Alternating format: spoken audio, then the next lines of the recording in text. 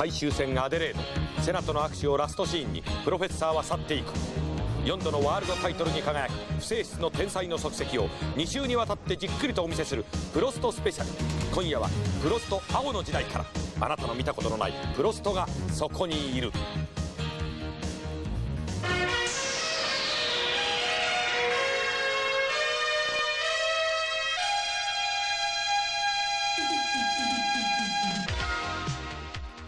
À vous annoncer que je ne courrai plus en Formule 1 après le Grand Prix d'Adélaïde 93. Bien entendu, plus du tout. C'est-à-dire que j'arrête définitivement à la fin de la saison. 前今宮さんと話しててね、プロストのここ5、6年ぐらいの走りを見たらと分かんないところがあるんだと。やっぱり必ずその昔とスタイルをね、ドライバーっていうのはその時その時によって変えていて、若い時はめちゃくちゃアグレッシブでセナ以上だったんじゃないなんていうね、その攻撃性っていうか、そういうの話ものすごい印象に残ってるんですけど、ですからね、アラン・プロストも僕ら最近はね、プロフェッサーという呼び方でまあ言ってましたけれども、本当にアグレッシブな新人時代の F1 に出てきた時の入ってきた時のアラン・プロストというのは、ちっちゃなフランス人だったんですけれども、あの小さいフランス人はいよいよチャンピオンを狙えるドライバー、速さを持ったドライバーが出てきたぞというのがね、まあ我々と言いますか、みんなこうそういうふうに受け止めたんですけど、そのプロストがどんどん変わっていったというのがね、じゃあ何きっかけに変わっていったのかっていうのもあるんですが、その本当に若い時代のものすごいインパクト、速さを見せつけた時代の典型例があります。82年の南アフリカグランプリ、こちらをちょっとご覧いただきます。これは通算4勝目ということになるグランプリなんですけれども、トップを行くのはアルヌ、当時のルノーのマシンのチームメイトですよ。出遅れたプロストだったんですが、このトラブルなんです。タイヤがないでしょ。三輪走行ですよね。三輪走行のこの、こういう激しいピットストップっていうのも珍しいと思いますけれども、ここでタイヤ変えてですね、そしてこの後周回遅れ8位まで落ちたんですが、トップ走ってるアルヌを2回この後抜くんですね、たった20数周の間に、もうそれが1周3秒以上速いし、もう非常にアグレッシブなレース展開で、そして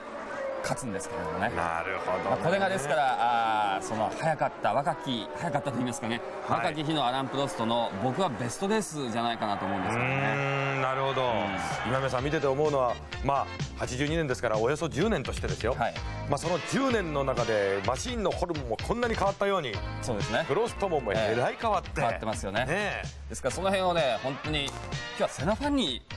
ンの皆さんにじっくり見てほしいという気もしますけれども、逆にそういうこと言えますね。とにかくプロストが教授、プロフェッサーと言われる前の助教授時代、あるいはまたですね、その前の学生の時代とか、いろいろ遡ってですね、とにかくプロストっていうのはどんな男で、どんな風に考えて変わっていったのかということをですね、きちっと2週にわたって整理したいプロストスペシャルです。ホットな情報。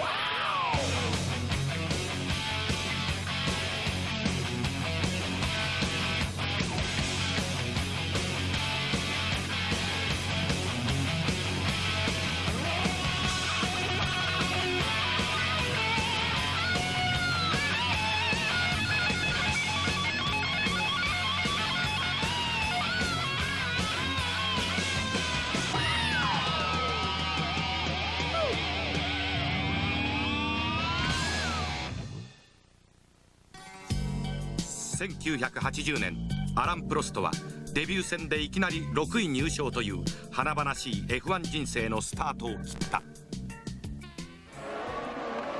81年、プロストはマクラーレンからフランスのナショナルティームルノーへと引き抜かれる。雨で2ヒート制となった地元フランスグランプリ、2度目のスタートでトップに躍り出る。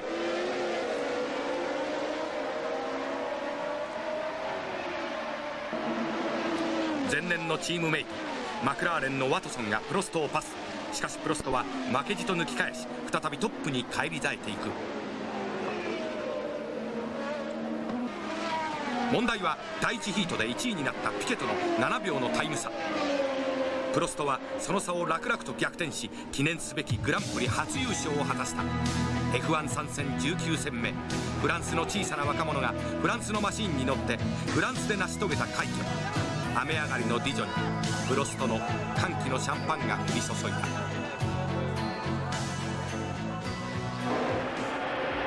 一度勝利の味を覚えたプロストはシーズン後半の台風の目となっていった。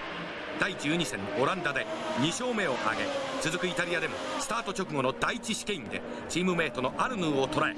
早々にトップに立った。77年 F1 に初めてターボエンジンを持ち込んだルノーのマシンは5年目のこの年熟成期を迎えていた。2人のドライバーがここまで6回連続のポールを獲得。ナンバーワンドライバーはアルヌーだったが、レースで結果を出したのは F12 年目のプロストだった。独走でチェッカー、連勝でシーズン3勝目を挙げた。一方でこの年ナンバーワンアルヌーには優勝がなく、プロストの好成績は2人の関係をギクシャクしたものにしていくのだった。82年プロストとアルヌーの関係は完全に冷え切っていた。第10戦フランスグランプリ、2台のルノーはフロントローからスタートを切った。ポールポジションのアルヌーが1コーナーを制し、プロストが続いていく。しかしルノーにはチームオーダーが出されていた。プロストにはまだタイトル獲得の可能性が残されていたのである。プロストに勝つチャンスが巡ってくればアルヌーはサポートしなければならない。しかしアルヌーはオーダーを守らなかった。再三にわたるピットの指示を無視してトップを走り続け、そのままチェッカーを受けてしまう。アルヌーにとって80年の南アフリカ以来2年ぶりの優勝だった。だがこの1勝のためにアルヌーはチームを追われ、プロストはタイトル争いから脱落していった。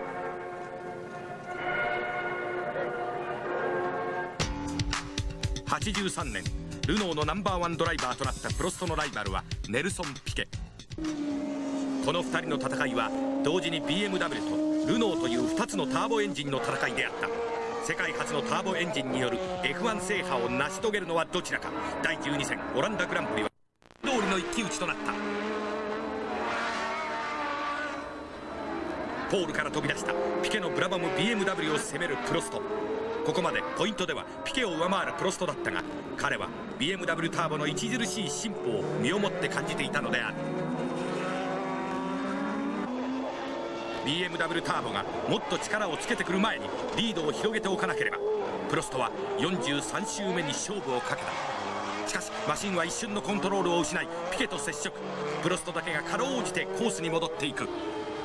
ルノーファンが幸運に感謝したのもつかの間だった。同じ周回ダメージを受けたプロストのマシンがコースを外れていったのである。No, I don't know. It's 100% was his mistake. I don't think he did purpose because he's also his championship. But wow, that's everybody human being. Everybody can do mistakes. Yeah, for sure it's not his fault. It's my fault anyway. But I think for me it was not a big risk. 10月15日キャラメン、この年の最終戦南アフリカグランプリのスタートは切られた。オランダでのリタイアの後、モンツァ、ブランザハッチをピケが連勝し、プロストのリードはわずかに2ポイント。この日も1コーナーはピケが制した。途中給油を考えてハーフタンクで飛び出したピケはみるみるリードを広げ、5番手からスタートしたプロストは10周までになんとか3位をゲットしていた。ブラバムはピットストップを初めて作戦に取り入れたチームである。ハーフタンクでスタートし、途中給油とタイヤ交換を行って再びスパートする。この日のピケもそのセオリーに従いピットイン。9秒20はこの年最も速いピットアウトタイムであった。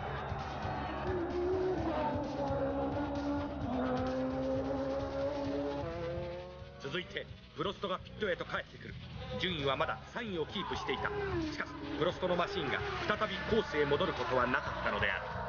頼みのターボにトラブルが発生。原因はシーズン終盤にプロストが指摘し続けていたチームの慢心にあったのか。プロストはマシンを降りてしまった。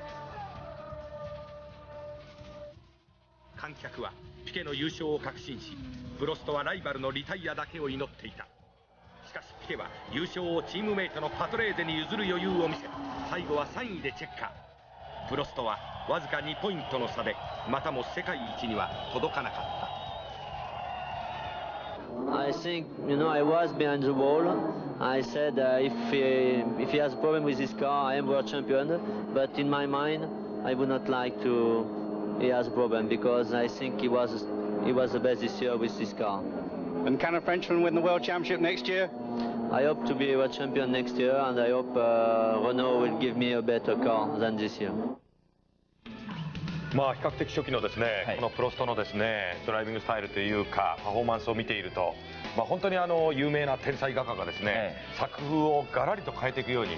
まあ言ってみればプロストもこの辺りのドライビングスタイルはプロスト青の時代というふうに定義できると思うんですよね。でそこで見て本当に初期の頃ってあっと驚くようなちょっとプロストっぽくないギャンブルもやってるんですよね、今ねさん。今の言いましたけれども、オランダグランプリ1コーナータルザンって言いますけれども、あそこで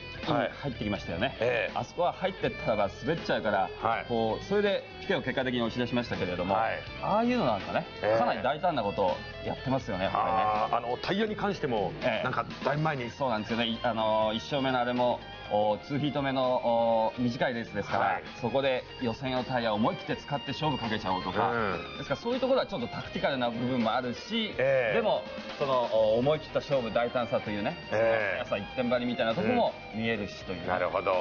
その徐々に出てくるタクティカルな部分というとですね、そのアグレッシブからだんだん変わっていく部分だと思うんですけども、これやっぱり政治ポリティックス入ってますよね、当然。それやっぱり一番端的に、ある意味でアラン・プロストが非常に挫折っていうかな、ルノーのエンジンでルノーのマシンに乗って、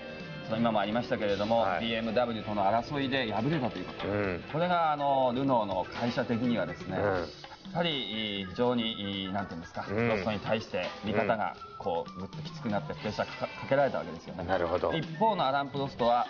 BMW があれだけ例えばガソリンも開発しやってたのに、ルノーはもっとやれたんじゃないか、やらなかったからだっていうのが今ちょっと映ったインタビューで正直に言ってる、あれは昔と今も変わらないと思うんですが、その部分がプロスト側からすればあったわけですよね。なるほどね。結果出てったんですよね。でフランスから移住するような形で本当大騒ぎになったんですけどね。なるほど。まあ F1 の世界のみならずですけど、とにかくこの世界には政治力というものがなきゃ絶対ダメなんだということを、まざまざとルノーをはじめ教えつけられちゃって、それで自分のやっぱり政治学ということを独自に出していくわけですね。誠実ですよね。なるほど。だから見てるとですね、初めの本当にあどけない少年のような表情から一気に大人びていっちゃうわけですよね。顔がどんどん変わってくるというね。顔だけ見てても面白いと思うんですけどね。さあこの後のプロストの時期ということになると、いよいよですね政治力というものを見せつけられて、これは違うぞってやっていく中で、プロストの精神構造の中に、いよいよ具体的な産業革命が起こってくる時期なわけですね。それはちょっとコマーシャルの後です。84年マクラーレンに移籍したプロストのチームメイトは過去2度のワールドタイトルに輝くこのニキ・ラウダだった。低迷を続けていた名門マクラーレンはニューリーダーロンデニスの手腕でよみがえり、満を持して投入されたタグポルシェターボで2人は勝ちまくった。速さはプロストが勝ったが、ラウダはしたたかさでプロストに対抗。最終戦を前に6勝のプロストを5勝のラウダがポイントで上回っていたのである。決戦の地はポルトガル。プロストがラウダを逆転するためにはこのレースに勝ってなおかつラウダが3位以下という条件がついていた。ラウダは予選を失敗、なんと11番手からのスタートとなった。一方のプロストはフロントローから順調に滑り出し、9周目にはロズベルグをパス、トップへと躍り出ていく。ラウダは諦めない。1台また1台と抜き去ってレース中盤には3位に浮上。さらに残り18周で2位を走っていたマンセルがスピン。ラウダはついに2位へと浮上した。プロストが1位のチェッカーを受け、シーズン最多の7勝目を記録した。しかしタイトルは2位のラウダに。3度目のワールドチャンピオンに輝くラウダ、2人を天と地ほどに隔てたポイントの差はわずかに 0.5 ポイントであった。He was the toughest guy to beat, as far as I know. The toughest guy, so therefore this championship is the most important one for me. 時は移ろい85年、王者ラウダはこの年引退を表明し、レース模様に前年の輝きは見られなかった。マクラーレンのエースの座は完全にこのプロストのものとなっていった。チャンピオンシップはフェラーリのアルボレートとの戦いだった。シーズン前半をリードしたのはアルボレートだったが、プロストは第10戦オーストリアで追いつき、続くオランダで逆転。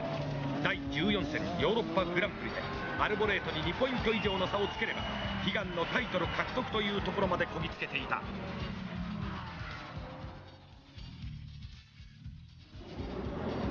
注目のレース。プロストはスタートを失敗する。6番グリッドからなんと14位まで順位を落としたのである。しかしプロストは粘り強く挽回し、一つまた一つと順位を上げていく。おっと、ライバルアルボレートは突然炎に包まれリタイア。プロストは最後は4位でフィニッシュ。貴重な3ポイントを挙げてついに初のワールドチャンピオンの栄光に輝いた。優勝は5回と減ったがリタイアはわずかに3回。ラウダから盗んだしたたかさがタイトルを引き寄せたのか。カーレース発祥の地フランスに初めて F1 ワールドチャンピオンがこの日生まれたのである。Everybody said, "Oh, it's fantastic for France, and he's going to become the first French world champion." Okay, I understand, but I mean, I feel more happy for me. なぜですね、プロストの中に産業革命が起こったというふうににぎにぎしく言ったかというと、本当にその当時勝つがための策略、つまり具体的なシステム勝つための、その辺をですねピシッとプロストが自分の中にオートメーションシステムをこう確立していった時代だと思うんですけども、今宮さんどうしてこんなふうにね、プロストがじゃあ逆に言えば変われちゃったんだろうと。変わることができたんだろう。やっぱりニキラウダということになります。やっぱりニキラウダですよね。プロスト仕掛け14年の、F1 生活、チームメイトとのその結果で見るとですね、ポイントで1年間のポイント獲得ポイントで負けたのは84年のニキラウダ 0.5 ポイント差、これだけなんですよね。あそこだけですか。あとは例えばセナとも組んでたけれども、88年セナチャンピオン取りましたけれども、有効得点でチャンピオンになりましたが、プロストの方がはるかに点は多かった。だからもう戻りましたけど、あの当時のその16戦中11戦の有効ポイント、あれでちょっと錯覚してますよね。そうですよね。でもちろんマンセルとも組みましたし、それこそアルヌとも組んだけれども、とにかく誰と組んでもことごとく勝ってるんですよ。で特にその唯一負けた84年のニキラウダ 0.5 ポイントですからね。ここからですからプロストがそのいろいろなものを学んだというか、本当に盗んだというのか、これやっぱりね、ここからプロフェッサーですよね。プロフェッサーになるためにはですね、この 0.5 ポイントのこの悔しさっていうのは幸運だったかもしれませんね。そういう言い方できますよね。そして、今プロスト自ら言ってましたけれども、本当にフランス人ドライバーは何人も優秀なドライバー、ピローニだ、タンベだ、アルヌだ、いろいろいっぱいいたのに、ついにフランス人は誰も取れずに来てて、プロストですからね。そうですよね。本当に群れの中にいたたった一人の小さなフランスの男が、そのブワーッと出てくるわけですけども、フランス人ドライバー当時考えるといっぱいいたけども、全然プロストと違うんじゃないですか。みんなが言ったのはね、ちょっとおしゃべりだとかね、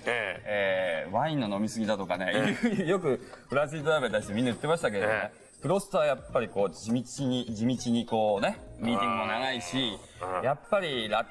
ランスもラテンですよね。で、ケセラ、セラビ、これが人生さというね、そういうノリがなんかあるのとか、ある種タンベなんか見られるんですけど、なりますよね。でプロストやっぱり違う。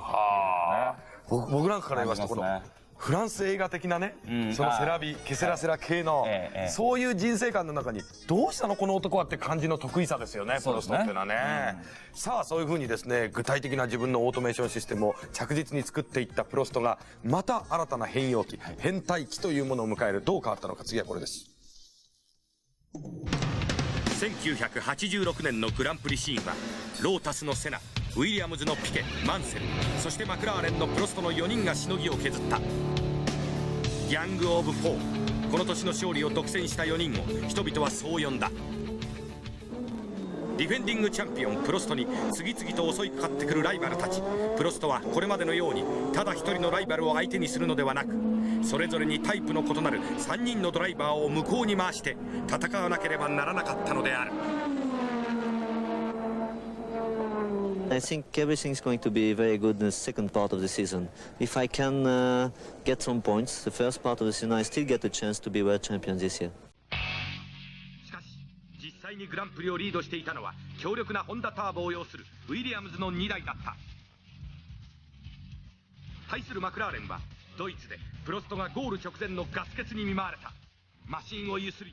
ガソリンの最後の一滴をエンジンへ送り込もうとするプロスト。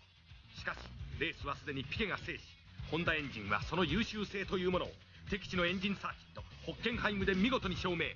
一方タグポルシェターボは地元ドイツでナンバーワンエンジンの座を完全に明け渡すという屈辱を味わったのである。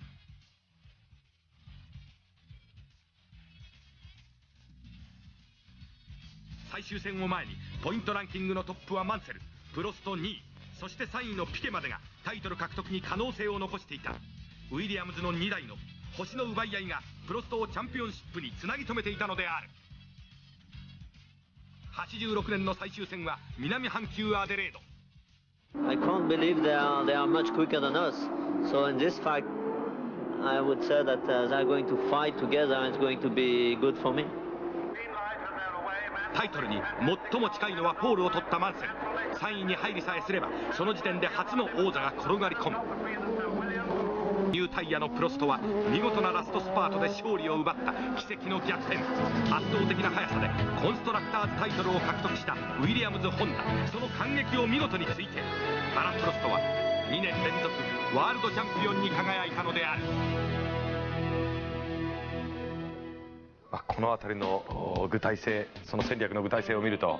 いよいよですね、産業革命どころかもう一つ発展して、プロストのこの頭脳の中にコンピューターが入ったコンピューター導入時期って感じしますね。完全にもう入ってフル稼働してますよね。本当にうまいレース展開ですし、今のそのチャンピオン決定戦にしてもですね、チームメイトのケケと本当にうまくこうレースを運んで、遅い自分たちの方が遅いウィリアムズ・ホンダに比べて、じゃあどうやってこうレースをね、ストーリーを勝てるストーリーを作っていこうかというね、そういうこともいろいろとこう考えながらもね。でやっぱりプロストに対していつも言ってきましたけれども、タイヤに優しいとかですね、そのレースの組み立てがうまいとかいう彼のドライビングスタイル、レース哲学、これやっぱりずっと辿っていくと、やっぱりカートのね、